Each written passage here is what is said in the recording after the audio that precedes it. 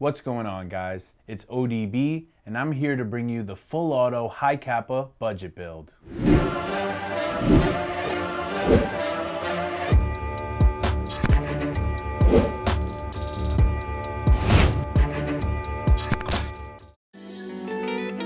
So as you guys know, not too long ago, I started my sponsorship with Auto Airsoft. And if you guys have been watching my channel, you've seen that with them, the very first gun that I built under their sponsorship was the Scorching Sun. And if you guys saw the video for the Scorching Sun and all the parts that went into building that high Capa, you'd know that gun was a little bit pricey. And it's a little bit out of reach for your everyday airsoft player. So what me and John, the owner of Full Auto, decided to do was put together a build for you guys a little bit more on the budget-friendly side. So what we have here is your stock high Capa 5.1 and a couple of upgrades to definitely get you started in building your very own high Capa. We have a GK Tactical Infinity Slide, which comes with a blowback housing as well as a recoil spring guide. I also have a 9-ball non-recoiling barrel. It also comes with a thread adapter for those of you who run tracers. I also have a garter nozzle, which is great for the internals that we're going to be running. We're going to be using the stock internals from the original stock nozzle with this garter. The shell just has a much better fitment with the blowback housing that we're going to use. I also have an Avengers magwell flare. That more is just for style points, but it does go really well with the slide. Also, we have to upgrade the recoil spring because obviously we're switching to an aluminum slide from a plastic slide, so that stock recoil spring isn't going to be able to push the aluminum as hard. So what we got is a 140 recoil spring as well as a 140 hammer spring. What I have here is a cow guide rod in silver, just to match the kind of black and silver two-tone theme that we're going with here. This is one of those pre-short stroked recoil guide rods, and this is also the same piece that I have in my pink Masty, and because it's not so expensive, we thought it would be best to put it in a budget build for you guys. Now the last thing I have is something that every high Capa player has in all of their guns, and that is a short stroke kit. The reason that we went with these parts specifically is you guys already know a standard high Capa, stock high Capa shoots great out of the box.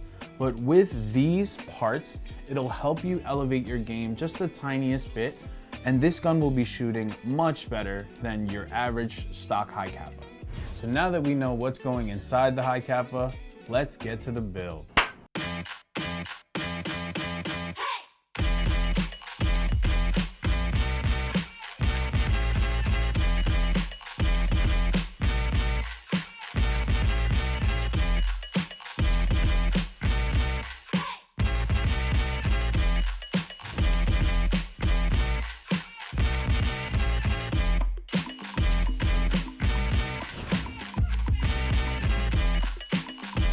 Man, yo, I'm not gonna front, this is hard, bro.